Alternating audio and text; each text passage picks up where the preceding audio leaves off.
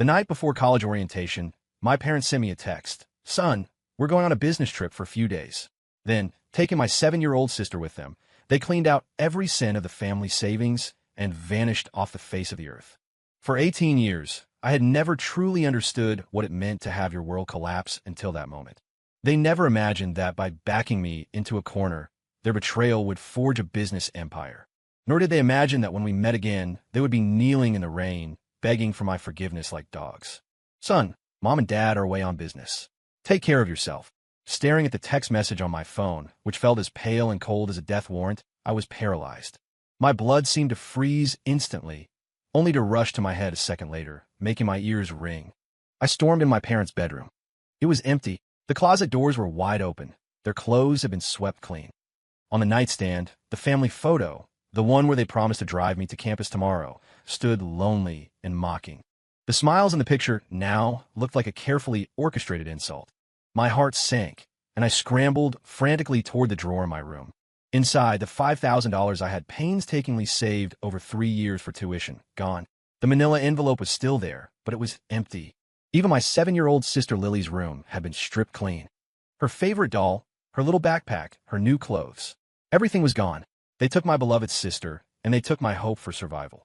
I collapsed onto the floor, the empty room filled only with the sound of my heavy breathing. 18 years. My name is Lucas Ford, and I'm 18. Growing up, I always knew my parents favored Lily.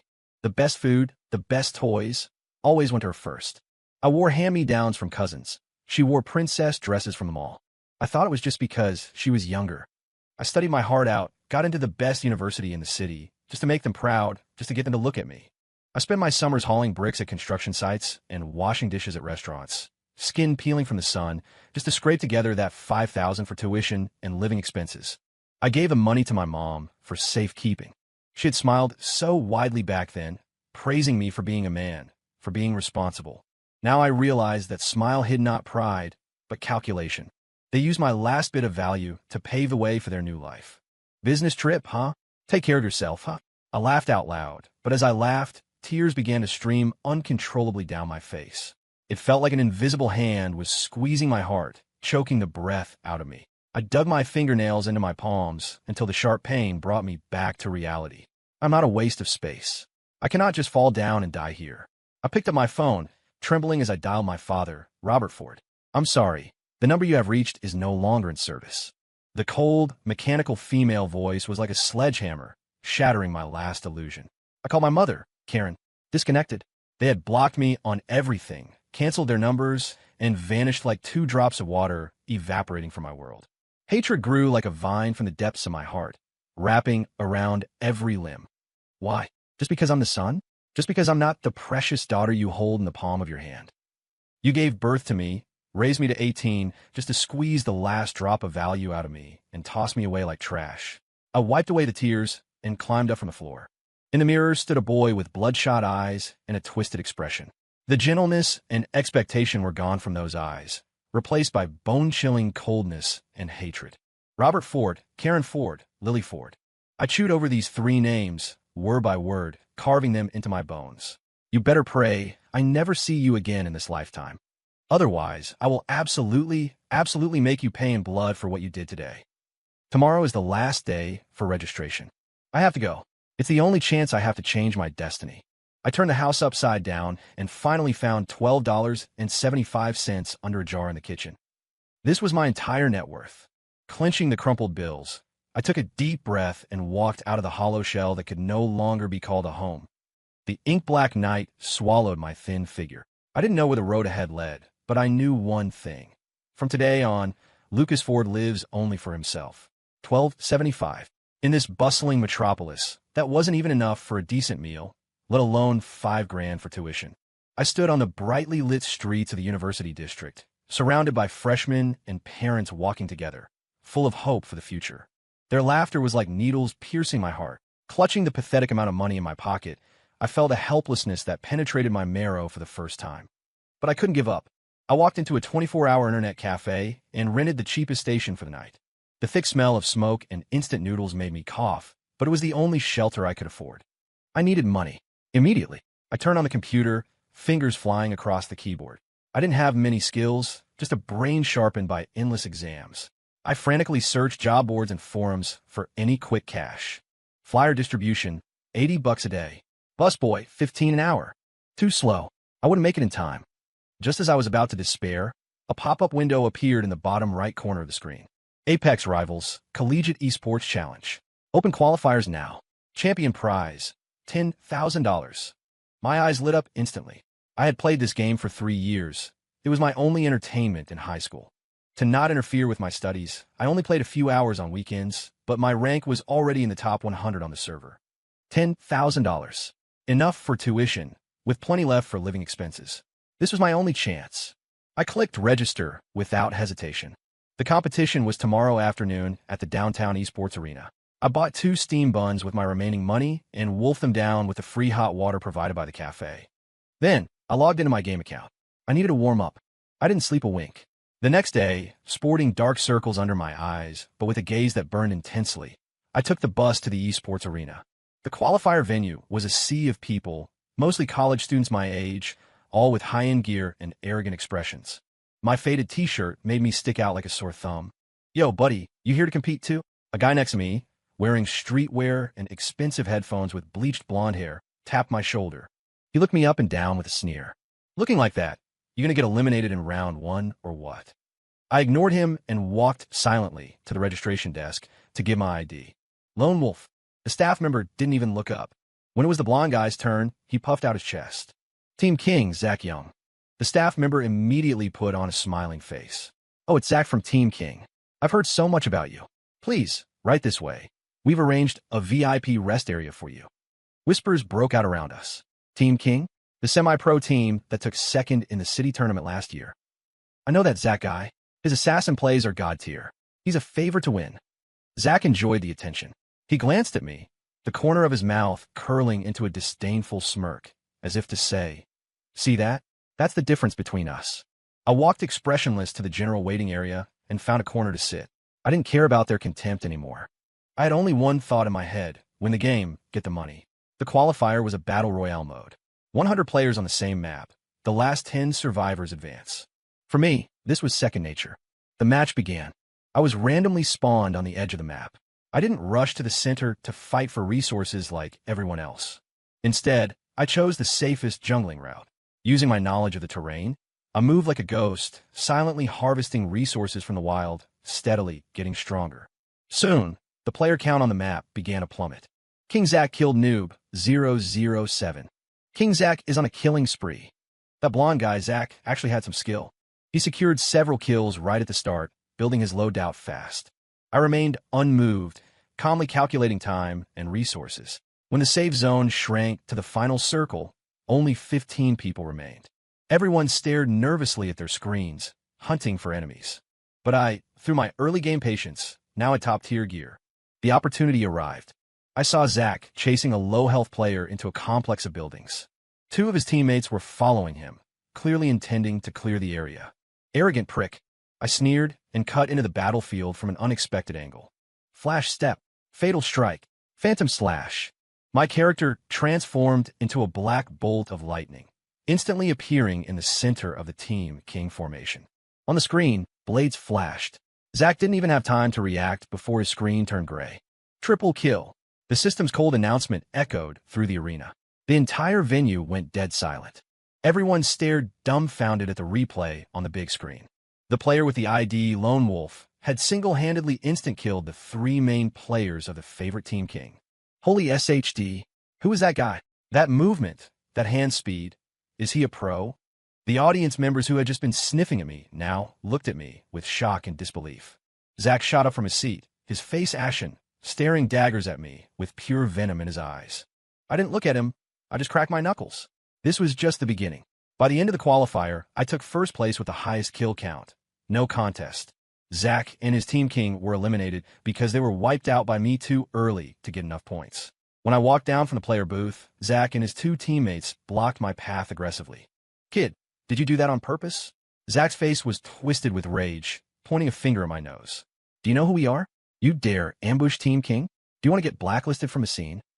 I looked at his arrogant face and found it almost funny. You lose a match and blame someone for ambushing you? Sore loser. I didn't want to waste breath on him. I tried to walk around. Hold it. Zach grabbed my shoulder. I'm talking to you. Don't play dumb. He was strong, and his grip hurt. My eyes went cold.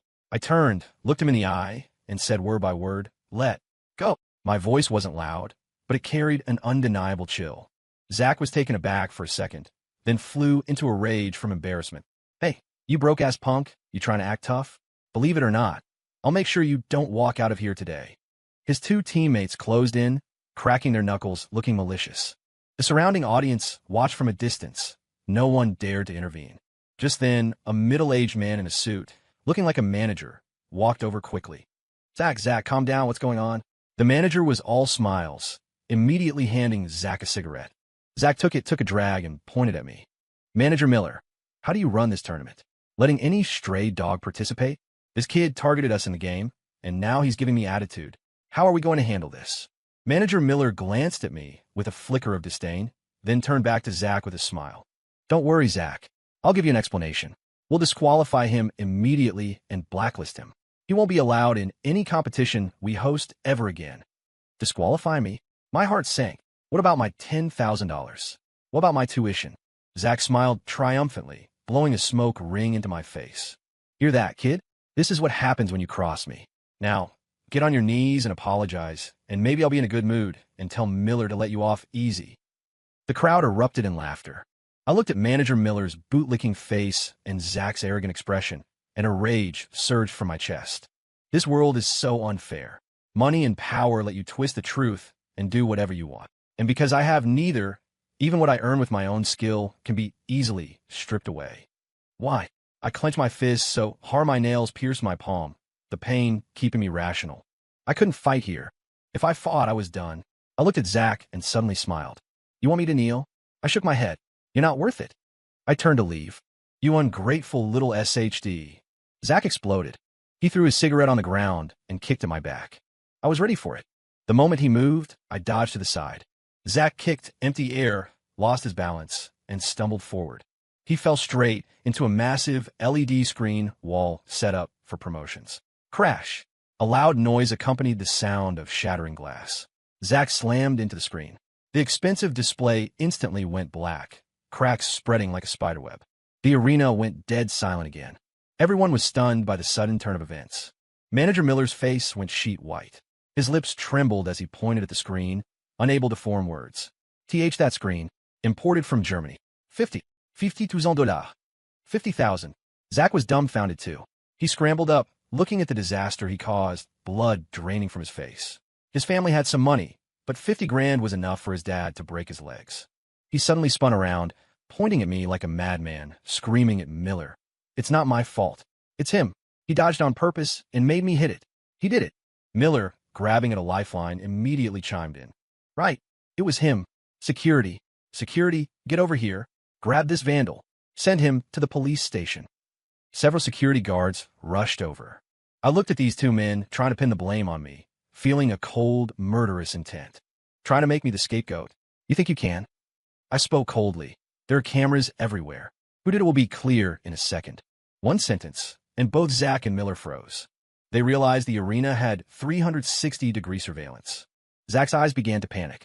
He hadn't expected a broke-looking kid to stay so calm. Just then, a cool female voice came from behind the crowd. Manager Miller, what is happening here? The crowd parted, and a young woman in a business suit with a sharp, professional aura walked in. She was stunningly beautiful, but her expression was as cold as an iceberg. Miller saw her, and his legs started shaking. He bowed quickly. MS. Sterling, what are you doing here? Ms. Sterling. I saw the badge on her chest. Tournament Director, Victoria Sterling. She was the one really in charge. Victoria ignored Miller. Her gaze swept the scene and landed on me, frowning slightly. Zach acted like he saw a savior. He rushed over, embellishing the story to clear himself and dump everything on me. Ms. Sterling, it's this kid. He lost and held a grudge, provoked me, and deliberately destroyed the screen. You have to help me. Victoria listened, expressionless. Is that so? She turned to me, eyes sharp as knives. Is what he said true? I met her gaze, neither humble nor arrogant. I'll only say 3 things. First, I didn't lose. I took first place. Second, he attacked first. I only dodged in self-defense. Third, there are cameras. My words were concise, but powerful. A flicker of approval flashed in Victoria's eyes. She turned to Miller and said coldly, "Go pull the footage." Miller broke into a cold sweat. He stammered, "Ms. Sterling, the cameras. The control room is undergoing maintenance today, so—" "Maintenance?" Victoria's voice raised a pitch, her eyes growing colder. What a coincidence. Hell, what a clumsy lie. I sneered internally. Miller was determined to collude with Zach and pin this black pot on my head. Seeing this, Zach got bolder. "See, Ms. Sterling? He's a scoundrel. No money, no power, breaks stuff, and can't pay. So he tries to lie. People like him should be sent straight to jail." The audience began to whisper, looking at me with suspicion and disdain. Guess he really did it. Otherwise, why would the manager side with the other guy? Being poor is a sin. Can't pay, yet causing trouble. He's screwed. I clenched my fists, feeling the malice from all sides. Just when I thought I was defenseless, Victoria spoke. No need for the footage. Her words made Miller and Zach light up. "I believe him." Victoria pointed a slender finger at me. The crowd went into an uproar. No one expected the high and mighty director to side with a seemingly destitute kid. Miller panicked. "Ms. Sterling, this can't be. That screen is 50 grand. How can a poor student pay for it?" Zach yelled, "Ms. Sterling, don't be fooled by him. He's a liar." "Shut up," Victoria shouted coldly, her powerful aura silencing everyone. She walked up to Zach, looking at him like he was trash. "Team King, right? I'll remember you. From today on, your name will not appear in any tournament hosted by my company. Also," she paused, turning her gaze to Miller. "You, don't bother coming to work tomorrow." Miller looked like he'd been struck by lightning. He slumped, face gray as ash. Zach was completely dumbfounded. He couldn't understand why the CEO would go this far for an irrelevant poor kid. Having dealt with them, Victoria turned to me. "You, come to my office." I followed her through the crowd toward the backstage office. I could feel the gazes behind me shifting from disdain to awe and curiosity. The office was simple. A desk, 2 chairs. Victoria signaled for me to sit, then pulled a contract from a drawer and slid it across to me. "This is a pro player contract for our company," she said directly. "I watch a match. Your mechanics and game sense are top tier. I'm offering you an S-class contract. 10,000 a month, 50,000 signing bonus. Plus, the company will handle your schedule so you can balance training and college. 10,000 a month, 50,000 signing bonus." I stared at the zeros on the contract, feeling like I was dreaming. This money wouldn't just cover tuition. It would completely pull me out of the abyss. I looked up puzzled. Why? We were strangers. Why offer such generous terms? Victoria took a sip of her coffee and spoke slowly. "No reason. I needed a top player, and you showed up." And she looked at me with a hint of curiosity. "I hate bullies, and I appreciated the look in your eyes earlier. There was defiance, anger, but no fear. People like you either crash and burn or soar to the sky. I like to gamble. I want to bet on you." So that was it. An investment. I was silent for a moment, then picked up the pen, but I didn't sign immediately. I looked at her seriously. "I can sign, but I have one condition." Victoria raised an eyebrow. "Speak." "The 50,000 signing bonus. I need it today. I need to pay tuition." This was my most urgent need. Victoria smiled. The iceberg melted instantly, revealing a breathtaking beauty. "Of course." She agreed readily. "Sign, and finance will transfer it immediately." I didn't hesitate anymore. At the bottom of the contract, I signed Lucas Ford. My hand was steady. I knew that from this moment, my life had changed forever. After signing, Victoria called finance right in front of me. Less than 5 minutes later, my phone buzzed with a bank notification. "Your account ending in XXXX has received a deposit of $50,000. Staring at the string of zeros, my eyes felt hot. I had finally, on my own, grabbed a lifeline. "Thank you, Ms. Sterling." I stood up and bowed deeply. "Don't thank me. You earned it." Victoria waved her hand. "Go register for school tomorrow. Once you're settled, report to the company. Remember, from today on, you represent Velocity Esports. Don't let people push you around." I nodded firmly. Walking out of the arena, the sun was shining. I looked up at the sky and exhaled a long breath. "Robert, Karen, you never expected this, did you? You pushed me into the abyss, but someone gave me wings. You took 5,000, but I just made 50,000 in the blink of an eye. Just wait. I will settle our debts, principal and interest." The next day, with a brand new bank card in my pocket, I stepped through the gates of Metro University. Tuition, books, dorm assignment, everything went incredibly smoothly. My dorm was on the third floor, a quad. When I opened the door, two guys were already there. One with glasses, looking bookish, was burying his head in a book. The other was a heavy-set guy lying on his bed, eating chips and watching a stream on his phone, laughing so hard the bed shook. Yo, new roommate? The big guy saw me and greeted me enthusiastically, offering the chip bag. I'm Kevin Brooks, call me Big Kev. You? Lucas Ford. I smiled and took a chip. I'm Chris Moore. The bookish guy pushed up his glasses and nodded. After brief introductions, I started unpacking. My luggage was simple, just a backpack with a few changes of clothes. Big Kev saw how little I had and asked curiously, Lucas, your parents didn't drop you off? At the mention of parents, my heart felt pricked. I froze. I lowered my head to hide my emotions and said flatly, they're busy. Oh. Big Kev didn't notice anything wrong and continued loudly. Let me tell you, dorm life is sweet. No parents, no rules. No one to nag me about gaming. Hey Lucas, you play Apex Rivals? We should squat up later. Sure, I nodded. That afternoon, the three of us went to the dining hall. Big Kev was a social butterfly. He didn't stop talking the whole way, from campus gossip to the latest game news. The vibe was good. After eating, we returned to the dorm, ready for our first squad session. Just then, my phone rang. It was a local number I didn't recognize. I hesitated, but picked up. Hello, is this Lucas? A middle-aged man's cautious voice came through. I paused. This is he. Who is this? Oh, Lucas. It's your Uncle Gary. Don't you remember me? The man's voice instantly turned enthusiastic. You came to college and didn't tell a family? Your Aunt Patricia has been talking about you. We're right outside your campus gate. Come out. Uncle Gary is taking you to a nice dinner to celebrate. Uncle Gary? A snobbish face floated in my mind. My dad had two brothers. Uncle Gary Ford was the successful one. He ran a small renovation company, bought a house and a car, and always acted high and mighty in front of us poor relatives. Usually, during holidays, he wouldn't even look at us directly, and his gifts were always the cheapest. Why was he suddenly so enthusiastic? No one offers charity without a motive. I sneered internally but kept my voice steady. Uncle Gary, no need. I just ate. Is something wrong? Oh, you kid. Why so polite with your uncle? Gary acted like he didn't hear my distance. Your parents, honestly, such a big day, first day of college, and they didn't come? Their phones are off too, worried us sick. Come out, let's talk as a family. Did they finally find out my parents ran? My heart skipped a beat. I decided to meet them. I wanted to see what angle they were playing. All right, where are you?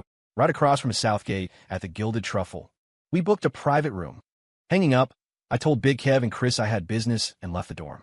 The Gilded Truffle was the fanciest restaurant near campus. Usually, only rich parents took their kids there. As soon as I walked in, I saw Uncle Gary's family of three sitting on the lobby sofa. Uncle Gary, Aunt Patricia, and their son, my cousin Gavin Ford. Gavin was a year younger than me, had dyed hair, and was playing on his phone impatiently. He didn't even look up when I entered. Lucas is here. Seat. Gary saw me and immediately rushed over with a face full of smiles, grabbing my arm affectionately like we were best friends. Aunt Patricia dropped her usual mean demeanor and squeezed out a smile. Lucas, let Annie look at you. You've grown into a fine young man. Coming to register alone must have been hard, right? I was uncomfortable with this sudden warmth. I pulled my hand back subtly. It was fine. Waiter, serve the food. Gary shouted generously. Soon, a table full of expensive dishes arrived. After a few rounds of drinks, Gary finally showed his foxtail. Lucas, he put a rib on my plate, speaking with gravitas. About your parents. We heard. They really aren't decent people, doing something like that. Don't worry, from now on, you're Gary Ford's son. With Uncle here, you won't suffer. I sneered internally, staying silent and eating. Aunt Patricia chimed in. Yes, Lucas, your parents don't want you, but we do. You can move into our house, share a room with Gavin. We'll cover your tuition and living expenses. Cover everything? They were that kind. I watched them sing their duet and instantly understood. They didn't pity me. They wanted the house my parents left behind. Our old house wasn't big, but the location was prime, right in the middle of the city's new commercial zoning plan. There were rumors of demolition soon. Based on compensation standards, it would be worth at least $300,000. With my parents fleeing with the cash, I was the only legal heir to the property. They wanted to control me with petty favors to legally seize that demolition money. What a calculation. I put down my chopsticks, looked at them, and smiled. Uncle Gary, Aunt Patricia, I appreciate the offer. I wiped my mouth and spoke slowly. But I've already paid my tuition. No need for you to worry. Paid. Gary and Patricia froze. They exchanged a look of disbelief. Lucas, don't joke with your uncle. Gary laughed dryly. Your parents took all the money. Where did you get 5 grand? Gavin finally looked up, scoffing. Bro, you didn't go to a loan shark, did you? I'm telling you, you can't touch that stuff. It kills people. I looked at their ugly faces, too tired to keep acting. I pulled out my phone, opened the bank notification, and placed it in the center of the table. Is 50,000 enough? In the center of the table, my phone screen glowed. The glaring $50,000 inch was like a slap in the face to Gary's family. The room went silent, save for the sound of Gavin sucking in a breath. 50,000. Gary and Patricia's eyes nearly popped out. They leaned in, scrutinizing the text to make sure it wasn't photoshopped. Lucas, where did this money come from? Gary's voice cracked, his smile turning stiff and greedy. Patricia's eyes glittered. She grabbed my hand urgently. Lucas, tell Annie the truth. Did your parents secretly leave this for you? Even now, thinking about that money, I felt nothing but contempt. I pulled my hand back. No, I earned this myself. You earned it. Gavin laughed like he heard the world's biggest joke. Bro, stop kidding me. You're a broke high school grad. Hauling bricks for 3 months gets you 50 grand. Why don't you just say you won the lottery? His words were full of undisguised mockery and jealousy. In their eyes, I, Lucas Ford, should be a pathetic worm abandoned by his parents, waiting for them to exploit. My sudden wealth shattered their worldview and made them feel a loss of control. Gary's face darkened. He tapped the table, putting on his elder airs. Lucas, tell us the truth. Is this money clean? You're young. Don't get tricked into doing something illegal. Exactly. Patricia added. If you did something criminal, we can't be responsible. Don't drag our Gavin into it. They echoed each other, implying my money was dirty, trying to use elderly concern to interrogate me. I looked at their hypocritical faces and felt sick. I stood up. I'm done eating. Thanks for the meal. If there's nothing else, I'm heading back to campus. Sit down. Gary shot up, face turning purple. Lucas, what is this attitude? We are concerned about you out of the goodness of our hearts, and this is how you talk to your elders. Didn't your parents teach you manners? He brought up my parents again. That ignited the rage in my heart. I spun around, staring dead at him, my gaze cold enough to freeze him. Manners? I sneered, voice quiet but piercing. My parents taught me manners meant not pouncing like a dog whenever you smell money. You little animal. You dare curse at me? Gary shook with rage, his pointing finger trembling. I'm cursing exactly you. I stepped closer, imposing. Don't think I don't know your plan. Want my house's demolition money? Keep dreaming. Even if that house is torn down to rubble, you won't get a single brick. Your parents ran. You're just an unwanted stray now. We offered to take you in, and you're ungrateful. Patricia tore off her mask, screeching. Take me in. I laughed louder. You want to fatten me up like a pig to slaughter for the house money. Put away your disgusting faces. From today on, our families are done. If we see each other on the street, pretend we're strangers. I turned to leave, ignoring their twisted faces. Rebellion. Rebellion. What an ungrateful wolf. Gary roared behind me. Gavin chased me out, blocking my path, looking fierce. Lucas, clarify what the hell you meant. Who are you to talk to my parents like that? I looked at my spoiled cousin with zero warmth. Move. I won't. Apologize to my parents, or you're not leaving. Gavin, bigger than me, felt confident. I took a deep breath, suppressing the violence. I couldn't fight now. I just stared at him and said, I'll say it one last time. Move, or face the consequences. My eyes must have looked like a demon's. Gavin felt a chill and stepped back instinctively, but kept his mouth tough. What are you going to do? My dad is. Just then, my phone rang. It was Victoria. I picked up, tone instantly respectful. Hello, Ms. Sterling. Lucas, where are you? I'm passing by your university. Thought I'd discuss team matters. I'm right at the Gilded Truffle across from the South Gate. Okay, wait there. 5 minutes. Hanging up, I saw Gavin sneering. Ms. Sterling? Sounds affectionate. What? Found a sugar mama, bro. So that's where the 50 grand came from. You're a gigolo. Embarrassing the family. His words were insulting. I didn't get angry. I smiled. Ignorant fool. You have no idea who you're facing. I crossed my arms, leaned against the wall, and said, all right, stick around and see how this gigolo makes the family proud. 5 minutes later, a fiery red Ferrari drifted beautifully to a stop in front of the restaurant. The flashy color and sleek lines drew every eye on the street. The door opened, and Victoria stepped out. She wore a black fitted dress that outlined her perfect figure, combined with her stunning, cold face. She was instantly the center of attention. Gavin's eyes practically popped out, drool nearly hitting the floor. Seen enough? I asked coldly. Gavin snapped back, watching Victoria walk straight to me. His expression went from awe to jealousy to disbelief. Ms. Sterling, he stammered. He recognized her. Victoria, as CEO of Velocity Esports, was often in business magazines and gaming news. Victoria walked up to me, frowning. What's going on? You look annoyed. And she glanced at Gavin like she just noticed him. Who is this? I'm his cousin, Gavin said nervously, shooting me a provocative look to show off our relation. Oh, Victoria looked between us, then smirked mockingly. Before Gavin could react, Gary and Patricia chased us out. Seeing the Ferrari and Victoria, they froze. This is, Gary stammered. CEO of Velocity Esports, Victoria Sterling. I answered for him. Then to Victoria, this is my Uncle Gary and Aunt Patricia. Hearing CEO, Gary's eyes lit up. He didn't know esports, but he knew Ferraris meant power. He put on a fawning smile and extended a hand. Oh, my CEO, Sterling. An honor. I'm Lucas's Uncle Gary. The kid is clumsy. If he offended you, please forgive him. Victoria didn't shake his hand. She looked at him coldly. You're the uncle trying to steal Lucas's demolition money. Her words were a bomb. Gary's smile froze, his hand hanging awkwardly in midair.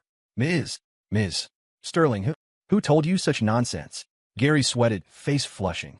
We just pity the kid, wanted to help. Why would he want his house? Really? Victoria chuckled, full of disdain. I heard everything on the phone earlier.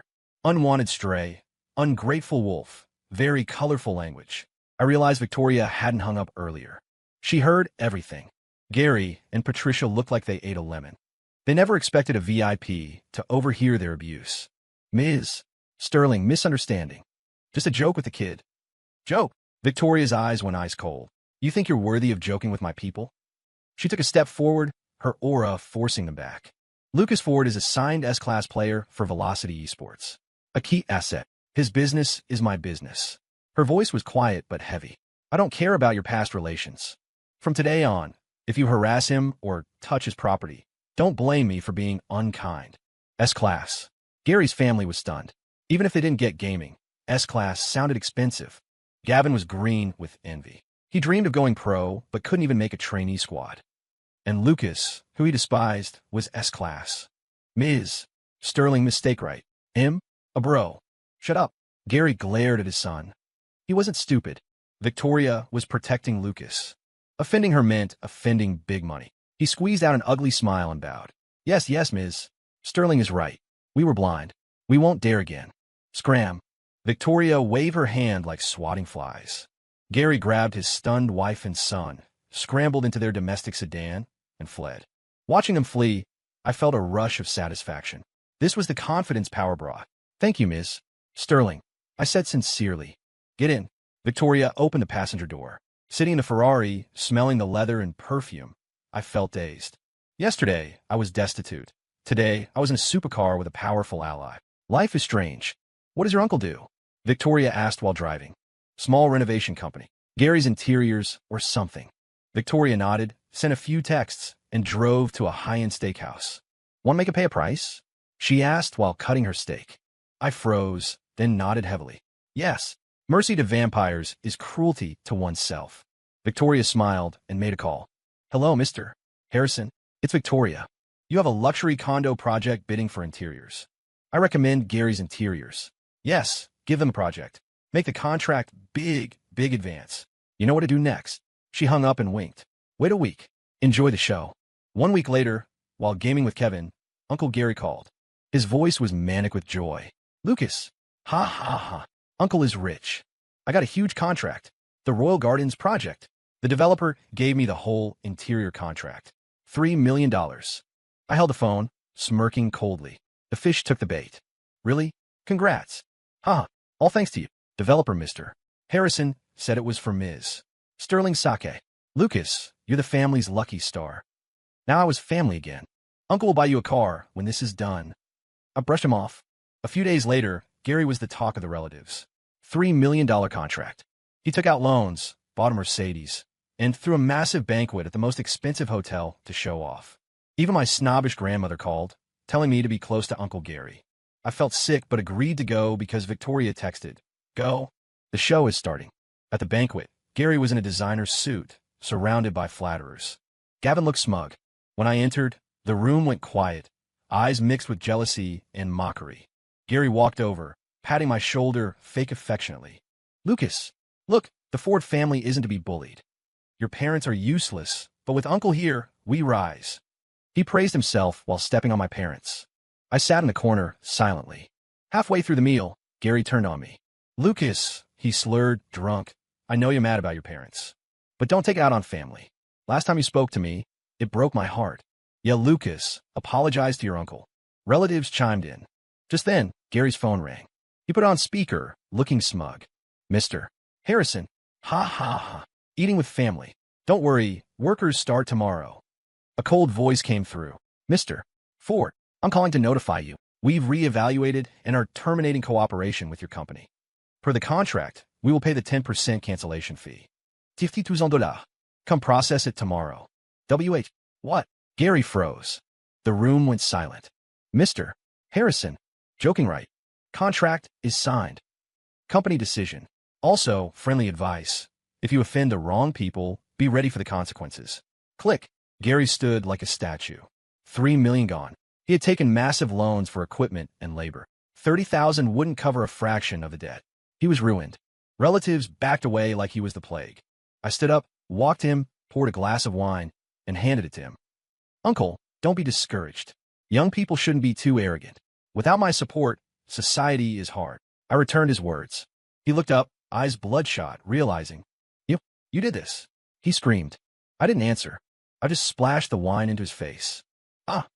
Patricia screamed. Gary lunged at me. I stepped aside and tripped him. He crashed down, his new Mercedes keys sliding out. I picked it up, tapped his face with it. Uncle, you can't afford this car anymore. Sell it for debt. I threw the key into a steaming tureen of soup on the table. Plop. Then I walked out, leaving chaos behind. Outside, the wind was cool. I felt free. How was it? Victoria asked from her car. Good, I said. Just an appetizer. She started the engine. Your uncle is done. What's next? I want to find them. My parents. The real traitors. Okay, I'll help. 3 months later, I was Velocity's secret weapon. My skills grew exponentially. Then, Victoria handed me a file. Found them. They're in Miami. Dad's a manager at a trade firm. Mom's a housewife. Sister is in a top private school. I opened the file. Photos. Robert in a suit. Karen with designer bags. Lily in a princess dress, smiling. A happy family on the beach. As if I never existed. In the photo, Lily wore a platinum necklace. I recognized it. I bought that with my first paycheck, lied, and said it was cheap. Now she wore it while betraying me. I tore the photo up. Booked me a flight to Miami. Miami. Beautiful beaches. I went to their fancy gated community, Ocean View. I waited at a cafe. A white BMW drove out. Robert driving, Karen passenger, Lily in back. They stopped at Gilded Age Academy. Lily hugged a teacher. They looked so happy. I took a picture. I found the company, Horizon Trade. The next day, wearing a suit Victoria prepared, I walked into Horizon Trade. I called Victoria. Start. I walked to the front desk. I'm looking for the owner, David Harrison. Not related to the previous Harrison. Do you have an appointment? No. Tell him Velocity Esports is here. Suddenly, a voice. Lucas. I turned. Robert Ford stood there, terrified. How did you find us? He pulled me to a corner. I'm here to see how you're doing. I smiled. Driving a BMW. Living in a mansion. Spending my money well. That was our money, he hissed. My $5,000 was mine. My blood money. I turned cold. A manager walked by. Robert, the boss needs you. A VIP is here. Robert glared at me. Wait here. I ignored him and went to the front desk. Take me to the top floor.